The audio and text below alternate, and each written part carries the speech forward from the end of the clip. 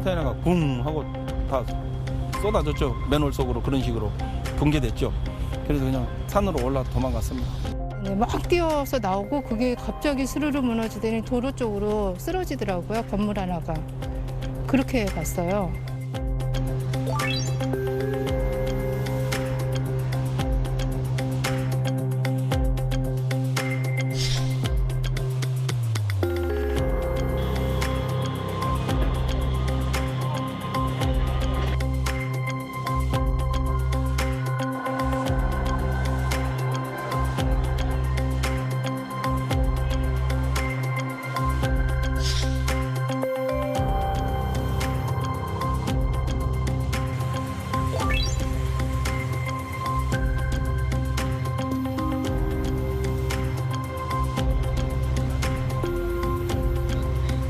우스박스를 관통하는 기존의 통신관이 인입돼 있었던 걸로 확인을 하였고요. 도시철도 공사장 안에서의 내부적인 문제가 발생하고 있지 않은 것으로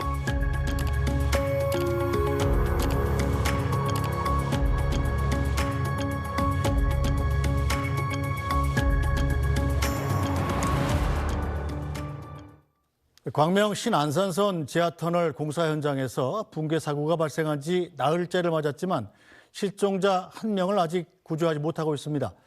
이런 가운데 붕괴 사고 발생 전에 이미 위험 징후가 있었다는 이야기까지 나오고 있습니다. 또 부산에선 대형 땅꺼짐이 또 발생해서 시민들의 불안과 공포가 커지고 있습니다. 관련 내용 유원대 경찰 소방행정학부 염건웅 교수와 함께 자세히 짚어보겠습니다. 교수님 어서 오십시오.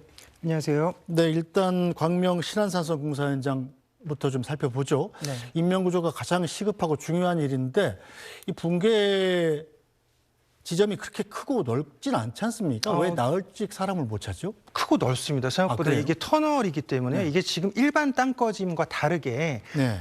신안산선 복선전철 구간이고요. 안에 이제 터널이 있는데 이게 아치형 터널입니다. 그래서 네. 안에 공간이 상당히 넓습니다. 그래서 이것이 지하터널 공사 현장과 상부의 도로가 같이 내려앉았습니다. 그래서 붕괴된 그런 상황이기 때문에 안에 있는 상당한 자재들이 같이 쓸려 내려간 그런 모습을 보이고 있고요.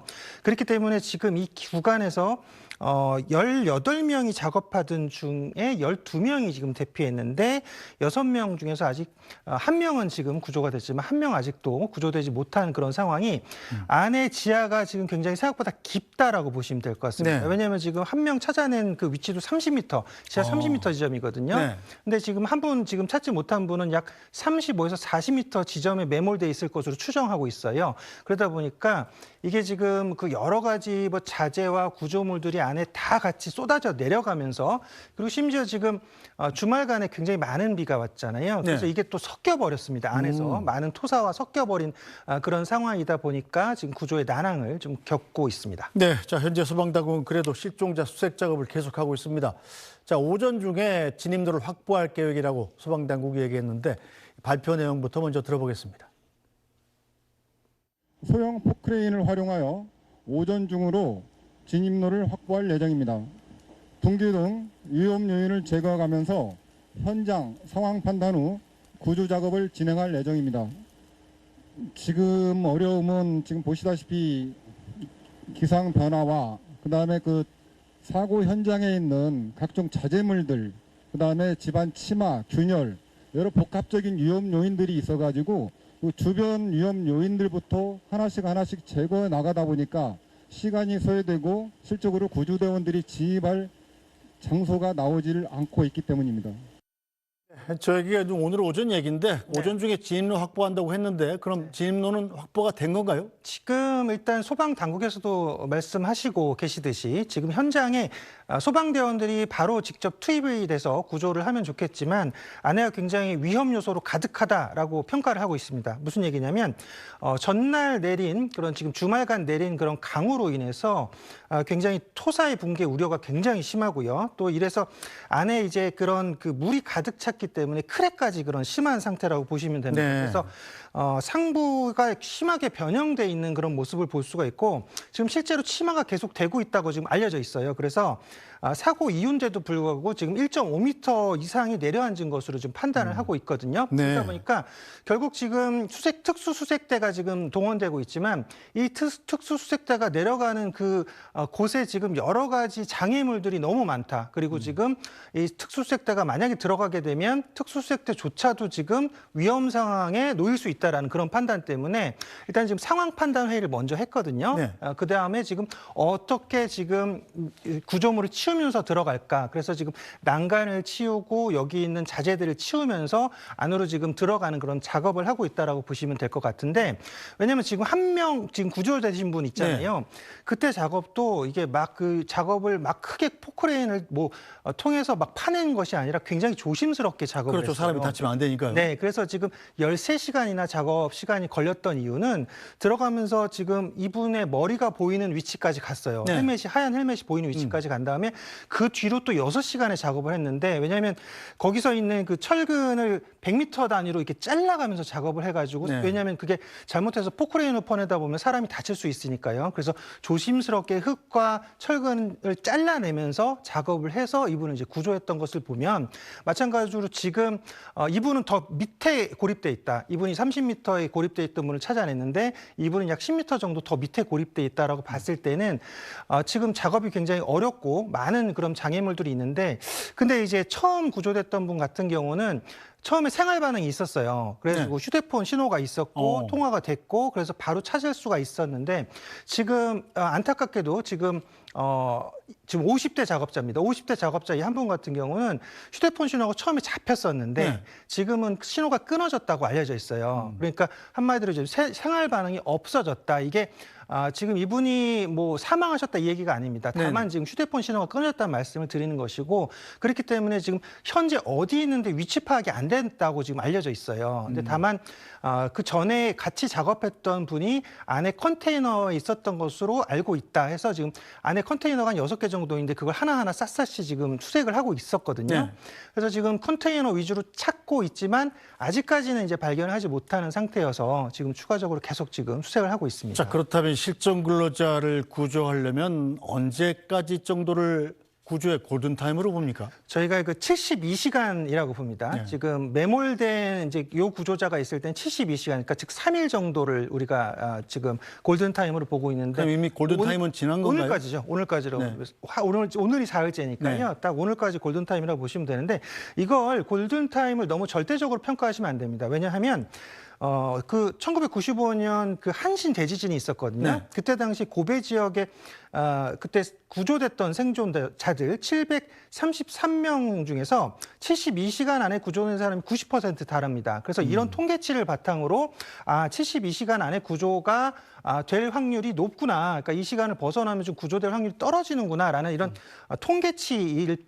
통계치거든요. 그러니까 통계적으로는 좀 유의미하긴 하지만 이게 절대적인 골든타임 기준은 아니다. 이게 그러니까 생존 기준은 아니다라고 좀 생각을 해주셔야 되는 게, 왜냐하면 우리가 2022년 11월에 경북 봉화군에서 광부 2분이 매몰됐던 그런 사건이 있었어요. 근데 이분들이 지하수를 마시면서 연명해가지고 221시간을 버텼습니다. 그러니까 그런 걸 보면 무슨 말씀을 드리냐면, 지금 여긴 터널이라고 제가 아까 말씀드렸어요. 터널 안에 공간들이 있을 겁니다. 그래서 지금 구조되신 20대 굴착기 기사 같은 경우는 다리 쪽은 흙에 쌓여서 매몰돼 있었지만 이 상체 쪽, 얼굴 쪽은 공간이 있었다 그래요. 폐기물하고 이런 지금 토사들이 다 얼굴을 덮치지 않아서 공간이 있어가지고 거기서 이제 숨을 쉴 수, 호흡이 가능한 거죠. 그렇죠. 그러니까 지금 이번 매몰되신 50대 지금 그 작업자 같은 경우도 그 안에 혹시나 이제 공간들이 만약에 있다라고 하면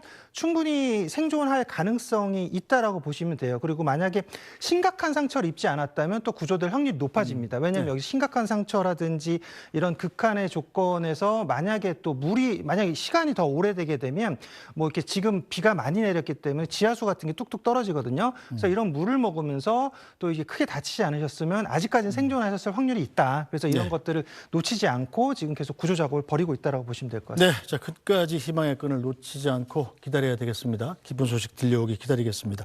자, 그런데 이 터널 공사장이 붕괴하면서 이 근처 지하 공간이 함께 무너졌잖아요. 네. 자, 그래서 주변 도로 상가 시설물도 함께 무너지면서 주민 200~300명이 대피하는 일까지 있지 않았습니까? 네, 맞습니다. 이게 터널이 지금 지하철 공사장이기 때문에 네. 터널 규모가 굉장히 큽니다. 그러니까 일반 땅 꺼짐은 지금 최근엔 한 몇 미터, 막 5미터 정도 이렇게 꺼지는데 네. 이거는 더 깊은 위치까지, 그러니까 지금도 매몰자가 40미터, 30미터 위치에 있다시피 굉장히 아래까지 굉장히 크게 지금 매몰이 됐고 붕괴가 되었다라고 보시면 될 것 같아요. 그러다 보니까 인근 지역에 있는 예를 들어 뭐 상가, 그다음에 학교, 그다음에 주택까지도 좀 아직까지는 위험할 수 있다는 거죠. 그러니까 아직 이 상황에 대해서 이제 위험성 평가를 하게 되는데 네. 아직 위험성 평가가 다 끝나지 않기 때문에 주변 아파트라든지 상가의 뭐 도시가스 공급을 차단하고 지금 도로를 차단하고 있고 심지어는 인근에 있는 50m 있는 그 초등학교 같은 경우는 좀 휴교 조치를 내렸거든요. 네.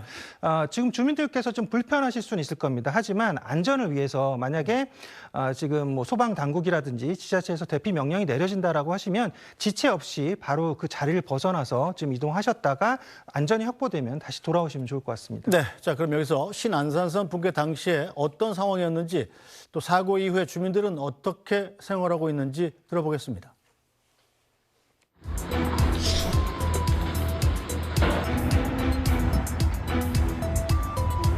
번쩍하고 집이 막 흔들려가지고 바깥에 보니까 먼지가 확 나가지고 그래서 겁이 나가지고 도망갔죠. 나왔죠. 폭탄 소리 같아요. 꽝 소리 났어요.